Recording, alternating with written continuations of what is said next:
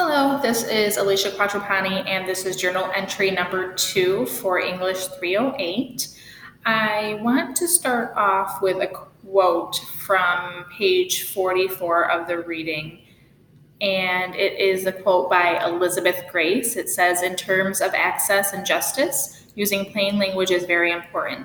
It's needed to allow the widest variety of people with disabilities to participate in conversations about themselves."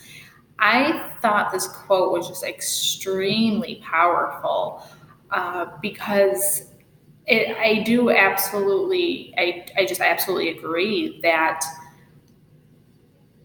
with disability studies and I'm sure there's a lot of scholarly journals posted about their research findings and other types of research papers that are being printed off. And a lot of them really use a lot of heavy jargon. So, for someone who may suffer from one of the disabilities that is being talked about in one of the scholarly journals or something along those lines, they are not able to contribute, or maybe they're not even able to understand what the research findings were study, and it's about a condition that they have. So I thought that was just incredibly powerful, and I felt like majority of these 20 pages were just talking about access, allowing free access or open access to not just people with disabilities, but for everyone. I think to be able to read these studies. One thing that I thought was really cool was that, and I think it actually was page 44, the author explained not only that this book was going to be entirely free and open access, but also why it is going to be free and open access. And I think that there's a lot of really excellent, thoughts about open access and allowing everyone and anyone to read and to learn. I always thought it was very interesting because I work in the scientific research field, biomedical research field. So majority of our scholarly journals and our research findings are absolutely not accessible to those with disabilities. They're extremely difficult to read through.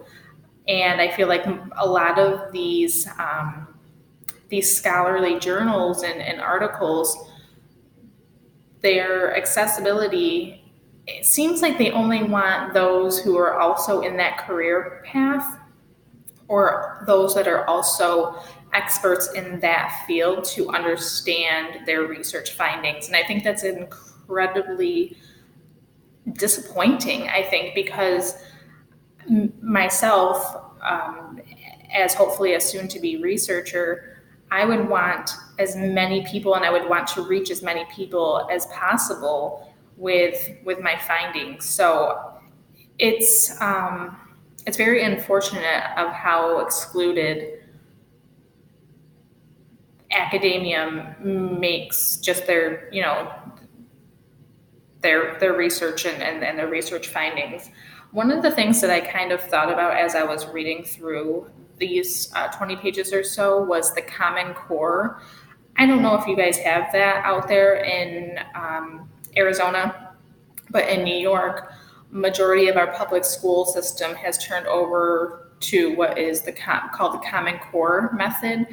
It was not taught when I was a student in elementary school and middle school, high school, but it is now sort of the standard teaching method for the K through 12th grade.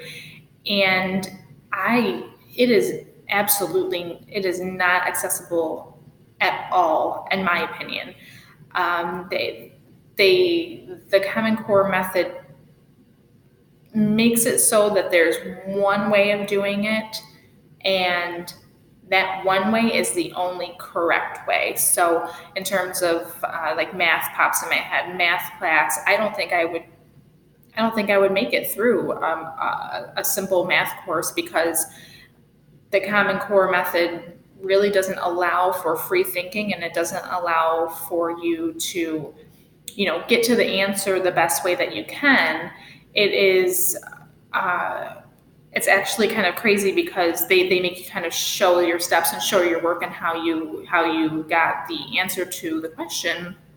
But if you don't follow the exact steps that they taught you on how to do it with the Common Core method, even if you have the correct answer, it'll be marked wrong because you did not follow the steps that they wanted.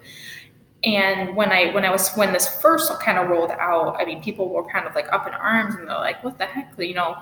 Why are we allowing this, and why are we pushing this in our schools?" Because there are so many people who have a different way of thinking. There's plenty of math problems that there's various ways of solving an equation. And as long as, in my opinion, as long as you come up with the right answer, who the hell cares how you got there? That's my opinion. And so, a lot of parents were very upset, and a lot of teachers were very upset. So I was expecting years ago for the Common Core method to kind of be, I don't know, I thought it would go away very quickly, but it's still there. It's still the standard. It's still the teaching method, I guess, for K through 12, at least in New York State. And it's so unfortunate, because I just see so many kids dropping out of school or being held back a grade or whatever it is, simply because all of their thinking is not uniform. And I absolutely don't think it should never be uniform. So I don't know, I'm rambling a little bit on that. But yeah, so pretty much to answer the question about let's see, let me just double check, make sure I have it correct. Consider what parts of your profession might lack access to certain types of people. For me, well, I'm a licensed veterinary technician, so I work mainly with animals. I am an animal nurse. And in general, I think a lot of that profession is not accessible to those who may have a disability, simply because we have to whip or wrestle animals. I mean, sometimes we are practically riding 200-pound Rottweilers like they're horses, just to give them a vaccine or something, or to monitor surgery, to make sure that we are doing the correct record keeping and things like that. So I think that might lack some access to certain types of people. And now that I am a public health student, I have great interest in research. So I think research and higher education and academia, especially because I do work for a medical university, I see it all day long that,